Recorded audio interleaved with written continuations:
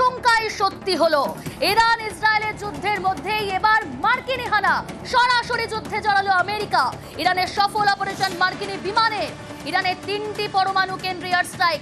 আসুন একে একে দেখাই কোন 3টি পরমাণু কেন্দ্রে এয়ার স্ট্রাইক করলো মার্কিন সেনা। যুদ্ধে এন্ট্রি আমেরিকার, এবং একই সঙ্গে জানাবো যে 3টি পরমাণু কেন্দ্র ফোর্দো, নাতানজ এবং ইস্পাহান, এই 3টি জায়গা ইরানের যে পরমাণু কেন্দ্র সেইখানে কিন্তু এই হানা মার্কিনের। সেই ছবি গ্রাফিক্যাল প্রেজেন্টেশনের মাধ্যমে আপনাদের সামনে তুলে ধরছি। ফোর্দো, নাতানজ এবং ইস্পাহানে ইরানের মধ্যবর্তী এই জায়গা, আর সেখানেই কিন্তু একেবারে মার্কিনী হানা আশঙ্কায় সত্যি হলো। আগেই ব্লুপ্রিন্ট দিয়ে রেখেছিল আমেরিকা যে হামলা চালাবে, হুঁশিয়ারি দিয়েছিল ইরানকে। সেই আশঙ্কা, সেই হুঁশিয়ারি কিন্তু সত্যি হলো। এবার মধ্যপ্রাচ্যের যুদ্ধে মার্কিনী হানা। কি হুঁশিয়ারি দিয়েছিলেন মার্কিন প্রেসিডেন্ট ডোনাল্ড ট্রাম্প, আসুন শুনে নিই। I have a message directly from the president, and I quote, "Based on the fact that there's a substantial chance of negotiations that may or may not take place with Iran in the near future, I will make my decision whether or not to go within the next 2 weeks." That's a quote directly from the president. মার্কিন বিদেশ সচিবের বক্তব্য শোনালাম, এবার আপনাদের শোনাবো এই হানার পর মার্কিন প্রেসিডেন্ট ডোনাল্ড ট্রাম্প কি বলছেন।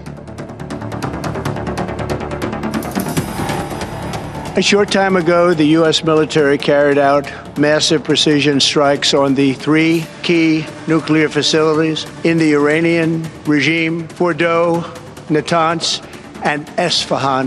Our objective was the destruction of Iran's nuclear enrichment capacity and a stop to the nuclear threat posed by the world's #1 state sponsor of terror. Iran's key nuclear enrichment facilities have been completely and totally obliterated. 2 দশক পর সরাসরি যুদ্ধে এবার America. কিভাবে হামলা, কোথায় হামলা, মার্কিন প্রেসিডেন্ট ডোনাল্ড ট্রাম্প তার বক্তব্য শোনালাম। তিনি আরো বলছেন খামেনেইকে আলোচনায় বসতেই হবে, নয়তো তেহরানের জন্য ট্র্যাজেডি অপেক্ষা করছে। ইরানকে হুঁশিয়ারি ডোনাল্ড ট্রাম্পের।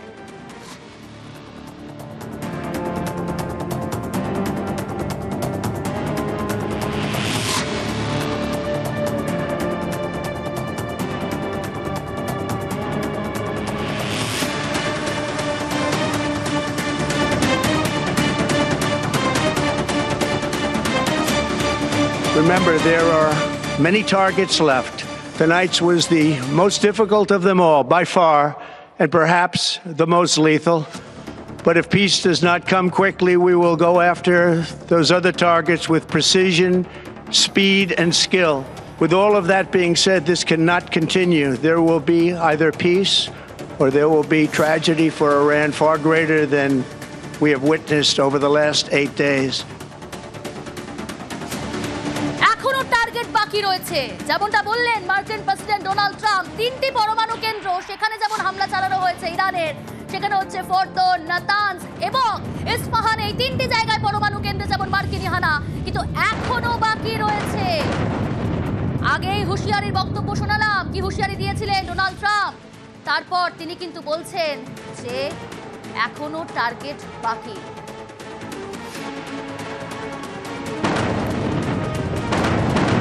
মধ্যপ্রাচ্যে দাদাগিরির সবক ইরানকে চড়া সুর মার্কিন প্রেসিডেন্টের।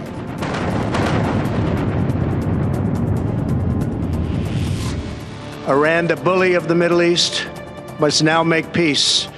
If they do not, future attacks will be far greater and a lot easier. Donald Trump বলছেন এবার শান্তির সময়। 3 নিউক্লিয়ার সেন্টার গুড়িয়ে দিয়ে পোস্টেও খোঁচা।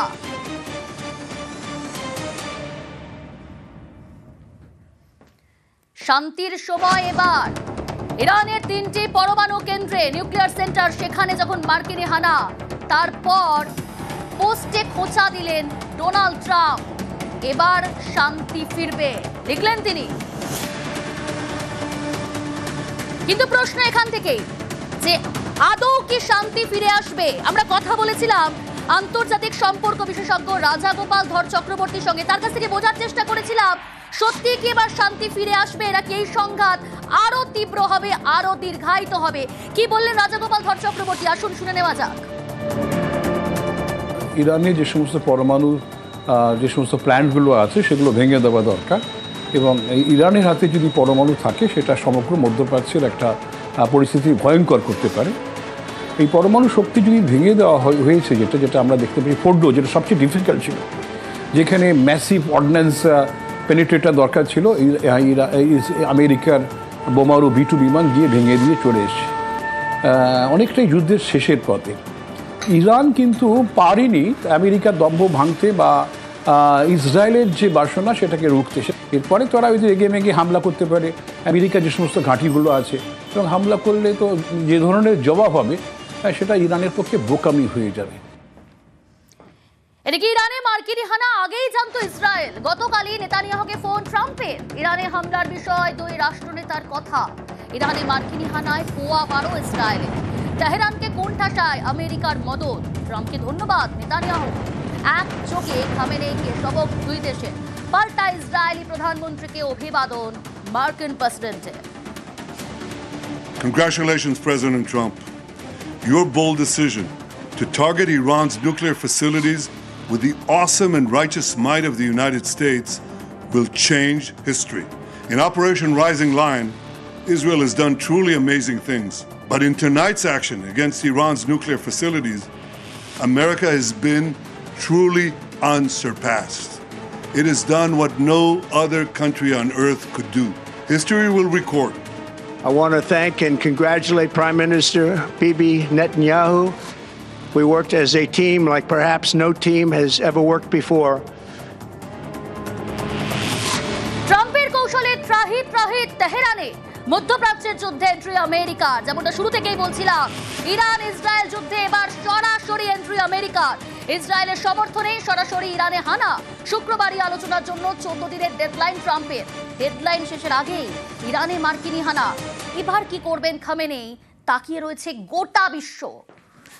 এ বিষয়ে আমরা কথা বলেছিলাম আন্তর্জাতিক সম্পর্ক বিশেষজ্ঞ রাজা গোপাল ধর চক্রবর্তীর সঙ্গে। শুনুন তার বক্তব্য, তার প্রতিক্রিয়া। বিশ্ব যখন ভাবছে যে ট্রাম্প একটা খামখেয়ালি মানুষ, 14 দিনের অপেক্ষায় আছে, নোবেল প্রাইজের বাসনা তাকে ঘিরে ধরেছে, এখন নোবেল প্রাইজ পাবে পেতে চায় বলে নিজেও জানিয়েছে, এরকম একটা কিন্তু উনি কিন্তু নিজের ইমেজ তৈরি করে ফেলবে। সারা বিশ্ব ভাবলো যুদ্ধ হবে না, এই সময় উনি কিন্তু একেবারে ইরানের যে 3 ইম্পর্টেন্ট ঘাঁটি ফোর্ডো সেখানে আক্রমণ করলেন। সুতরাং ওনার খামখেয়ালিপনা ইমেজটাকে উনি সুন্দর ব্যবহার করেছেন। আমি বলবো যে ট্রাম্পের কিন্তু প্রমাণ করলেন যিনি একজন খুব বড় কূটনীতিক, এবং আমেরিকা ওনার জনপ্রিয়তা বোধহয় এই ঘটনার জন্য মারাত্মকভাবে বেড়ে যেতে পারে। কোণঠাসা হয়েও মুখ রক্ষার চেষ্টা ইরানের। আগেই ফাঁকা করা হয়েছিল নিউক্লিয়ার সেন্টার। বড় ক্ষয়ক্ষতি হয়নি দাবি খামেনেই সরকারের। जिस तरीके से हम बता रहे हैं कि अमेरिका ने जो अटैक किया है उसको पहले अमेरिका ने ही अनाउंस किया, और साफ तौर से जो इसराइल है उन्होंने अमेरिका की मदद मांगी थी, क्योंकि इसराइल को मालूम है कि वो उनके पास वो जो है उसको नष्ट करने का प्रोग्राम नहीं है, यानी जो न्यूक्लियर प्रोग्राम है उसको नष्ट करने के बॉम्ब्स नहीं है, उसको नष्ट करने के बॉम्ब्स को कैरी करने के लिए वो एयरक्राफ्ट नहीं है, वो खाली अमेरिका के पास है जो उतना नीचे पेनिट्रेट कर पाएंगे। यानी जो अमेरिका के पास बॉम्ब्स हैं वो 61 मीटर तक नीचे मार कर देते हैं। और चूंकि ये न्यूक्लियर प्रोग्राम जो चलाया जा रहा था वो फोर्डो में चलाया जा रहा था, कूम का एरिया है ईरान में, तो ऐसा समझा जा रहा है कि उसी पे अटैक किया गया। अब ईरान का क्या रुख रहेगा, क्या इसराइल के खिलाफ जो है क्या रशिया सामने आएगा, चाइना सामने आएगा, क्योंकि जिस तरीके से ईरान पे हमला किया गया, ईरान ये कहेगा कि वो अपने रिटाइलेशन पे इसराइल के खिलाफ हमला कर रहा था, क्योंकि इसराइल ने पहले अटैक किया, और अब चूंकि अमेरिका सामने आया है तो वो उसे अपनी सॉवरेनिटी पे अटैक समझे जाएगा, समझ लेंगे, तो उसका शायद रिएक्शन हो सकता है। लेकिन अभी टेल अवीव में कोई ऐसी सायरन नहीं बजी जिससे ये अंदाज़ा लगाया जा सके कि ईरान की तरफ से कोई हमला लॉन्च किया गया है। हालांकि जो उनकी तरफ से हाइपरसोनिक मिसाइल्स दागे जा रहे हैं उसको यहाँ पहुँचने में 5-6 मिनट का समय लगता है, लेकिन उससे पहले बताया जा रहा है कि सायरन्स बजती हैं और लोगों को कहा जाता है कि वो सतर्क रहें। क्योंकि जब मैंने भी एंट्री की बाई रोड हमें आना पड़ा, यहाँ पे एयरपोर्ट सारे बंद हैं। जॉर्डन के रास्ते से हम आए, पहले बॉर्डर पे गए, वहाँ पे भी इंस्ट्रक्शंस मिली कि आपको किस तरीके से बचना है। हमसे पूछा गया कि आपको मालूम है कि क्या करना है। हमें ये कहा गया कि अगर कहीं पर भी सायरन होती है, अगर आप रास्ते पे हैं तो वहाँ ही अगर आसपास कहीं पे बंकर है वहाँ फौरन जाइए, नहीं तो नीचे लेटिए और अपने हाथ जो हैं वो अपने सर के ऊपर रखिए, यानी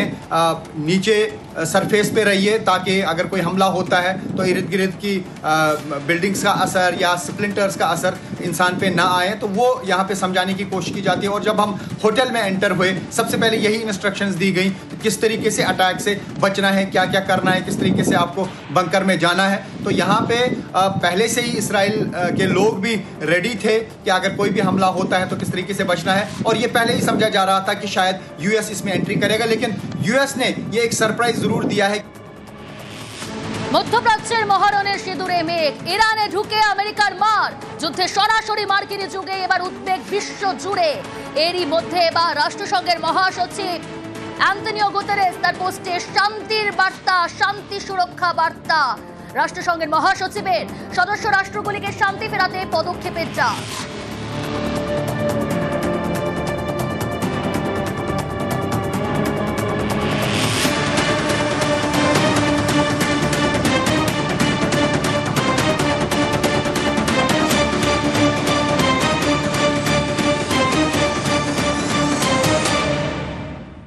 ইরানকে জব্দে আমেরিকার ব্রহ্মাস্ত্র, বাংকার ব্লাস্টারে নিশ্চিহ্ন 3 পরমাণু ঘাঁটি, বিশ্বের সবচেয়ে বড় নন নিউক্লিয়ার বম, বিশ্বে একমাত্র আমেরিকার অস্ত্রভান্ডারে GBU-57 ম্যাসিভ অর্ডিন্যান্স পেনিট্রেটর, ওজন 30,000 পাউন্ড অর্থাৎ 13,600 কেজি, প্রস্থে 31.5 ইঞ্চি, দৈর্ঘ্যে 20.5 ফুট, জিপিএস নিয়ন্ত্রণ করা যায়। বোয়িং এর তৈরি GBU-57 ম্যাসিভ অর্ডিন্যান্স পেনিট্রেটরের 5,300 পাউন্ড অর্থাৎ 2,400 কেজি উচ্চ ক্ষমতা সম্পন্ন বিস্ফোরক থাকে। ইরানে হানায় 5 থেকে 6টি GBU-57 বাংকার ব্লাস্টার বোমা। কংক্রিট ইস্পাতের বাংকার ভেঙে চুরমার করে দিতে পারে এই GBU-57 বাংকার ব্লাস্টার। প্রায় 7 মিটার অর্থাৎ 200 ফুট গভীর গর্ত করতে সক্ষম GBU-57 বাংকার ব্লাস্টার বোমা ইরানের ফোর্দো নিউক্লিয়ার কেন্দ্রে ছিল মাটির 8 মাইলেরও বেশি গভীরে, আর সেখানেই মার্কিনী হানা GBU-57 এই বোমার।